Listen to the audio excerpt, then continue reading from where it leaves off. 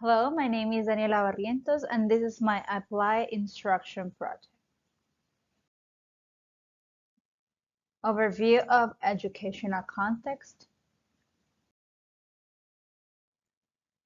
Parkhurst Christian Academy, as a teacher for the 1.5-year-old kids, and until today, it has been my current educational context. I have been working with the 2.5-year-old kids for 2 years. I feel very happy and greatly blessed by this opportunity. At PCA, I feel that they demand a lot of me, but they also love our progress. So they encourage me to continue studying throughout a friend who recommended Post University, and it is a great education program. And now I'm halfway to finish my master's degree in education. What I plan to do to improve differentiated instruction in my setting, I would start by teaching some strategies to my assistant teacher and colleagues, like the format while planning the activities for the students, review together some important points of Howard Gardner's multiple intelligence theory to implement and consider the different abilities the kids have, and share our discoveries with their parents. What I plan to do differently or new to better meet the needs of my learners is to keep studying the topic, not only the 8 weeks that I was in the class, but to use the correct strategies for the right group of students. I will think of differentiated instruction like is the most important student in my class. The one who needs more love, more patience, more resources, because he learns in a different ways, especially his senses, because I have the 2-year-old kids. The one who needs more attention, and the one I need to do constant follow-ups. Plan and rationally for differentiated instruction. I will plan to get to know my varied learners by observation, modeling observed behaviors, teaching expectations for the kids and the parents, sharing the milestones, assessing the kids each 3 to 4 months to see the developmental stages they have been reaching and support the ones that need more help. For this, I will use SAQ, the Ages and Stages questionnaires, that is a developmental screening tool that pinpoints developmental progress in children between the ages of 1 month to 5.5 years old. And participant observation, which includes but not limits for being a data collection technique that is widely used in many disciplines, and its objectives is to become closely acquainted with a certain group of individuals. And Lev's-Vygotsky zone of proximal development refers to the learner's ability to successfully complete tasks with assistance or by themselves. And my favorite, Piaget's theory of cognitive development. This cognitive development theory suggests that intelligence changes as children grow by stages.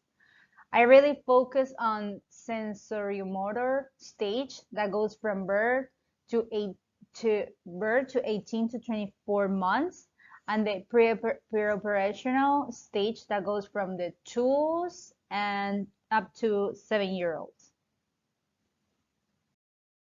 I chose this theory because focusing on sensorimotor stage that goes from birth to 18 to 24 months, and mostly in the preoperational stage that goes from the 2s to 7 years, because the child's development consists of building experiences about the world through adaptation and working towards the concrete stage when it can use logical thought. During the end of the stage, children can mentally represent events and objects that semantic function and engage in symbolic play. Explain why you will do this, what will you do with this information? I will encourage the kids to focus on one activity at a time. Invite them to take turns, share the toys when they are done playing, more parallel and group play. I will promote language development by repetition and invite the kids to use more their words. Instead of just pointing, use more role play, promote self-independency in some tasks like putting his shoes on by themselves, among others. Pre-learning, pre-active activity. Okay, this is the activity I did with the kids some weeks ago. And for reasons from my school, I couldn't take any picture of them. Some parents signed like a disclaimer requesting not to take pictures of the kids. So that's why I don't use any picture in this presentation, but it's because of my work, I couldn't do anything.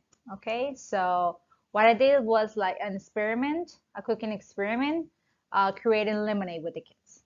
So the first step is family partnership, asking the parents to donate some lemons, 1 bag of white sugar, a plastic jar, plastic cups, plastic spoons provided by school, filter water, and the students will get like their set of the items that they were going to use during the experiment.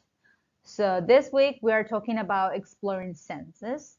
Each student is going to have a spoon, a cup, some sugar, some lemon, and they will see them, smell, touch, and taste the sugar and the lemon.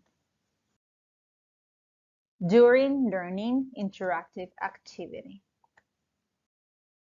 Sweet is the flavor perceived on the tip of the tongue, although it is easily detected in the rest of our organ, naturally dominates foods of plant origin such as fruits, and it's traditionally given to desserts and sugars, and the kids love that.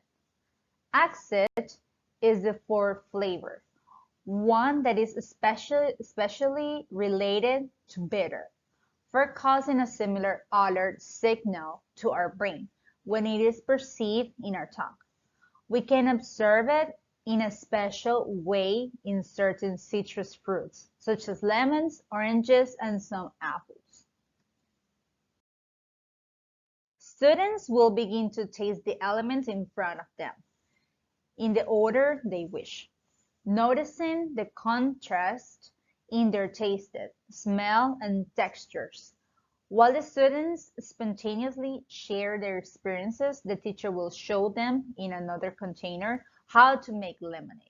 And the teacher will squeeze the lemons into the jar with water, enough for everybody. Then add the sugar and mix very well. Then each student will be served the lemonade in their cups. Post-learning reflective activity. After having drunk the lemonade, and if anyone wants to repeat, they can do.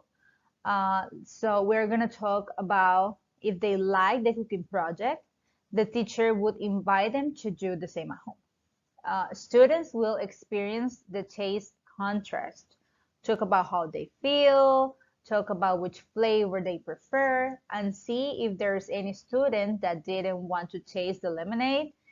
So what they will do is that they can smell, see, and touch each of the elements separately.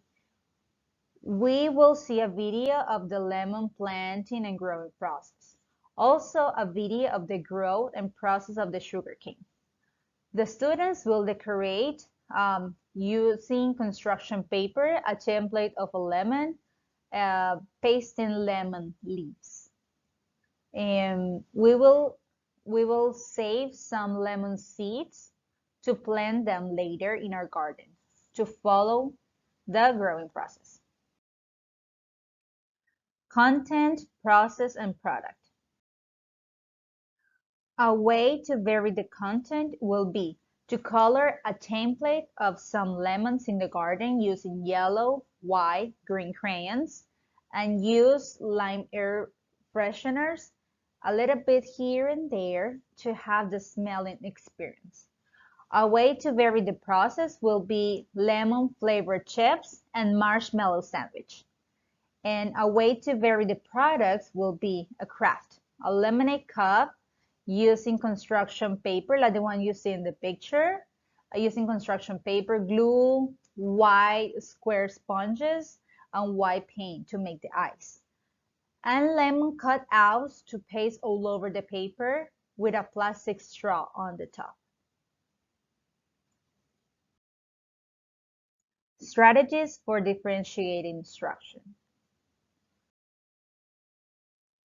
I will differentiate my instruction by sit one-to-one with the kids, play with them, create the scenarios where my 2.5-year-old students can explore their potential in each game, challenge, or role play. Discover through participant observation the kind of learning the kids enjoy the most. Because at this age, I will have to provide different types of experiences until the kids get to feel comfortable with one or more than one. Future goals. While doing my lesson plans, I want to use the format as much as I can on my activities. Number two, multiple intelligences and Piaget's theory of cognitive development. I will try to use both as much as I can while doing my lesson plans, while working with my students to explore the most of their potential. Doing this through one-to-one with the kids.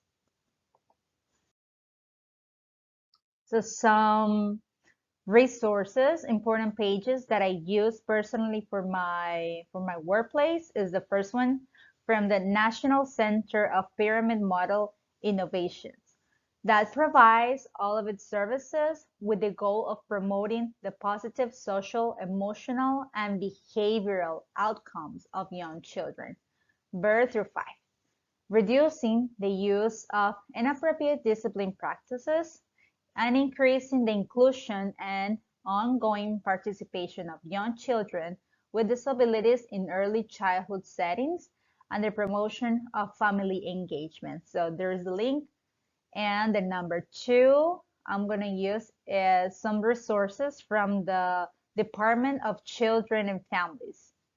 That is the state agency charged with caring for children and protecting them most from abuse and neglect. Also, they equip schools, teachers, and caregivers with the best trainings in foster care, residential treatment, mental health for children, substance abuse treatment, parenting skills classes, domestic violence support services, and financial or housing assistance, among others. Summary. I consider that the best way to share with my colleagues is through my example. If they see me, if they ask me questions about the best methodologies I'm using with my kids, would be this: differentiated instruction, because I have to respect the way each child learns. And one of the quotes I found is from Diane Hickox, saying that no two children are alike. Based on this principle, differentiated teaching and learning is key to ensuring that children have multiple options for taking in information and making sense of concepts. To differentiate effectively and support individual and diverse students in the classroom, the teacher is required to be flexible in their approach in order to adjust what the children will learn.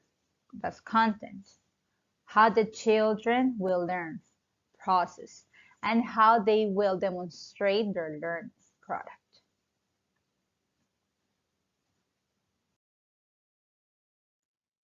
These are my references.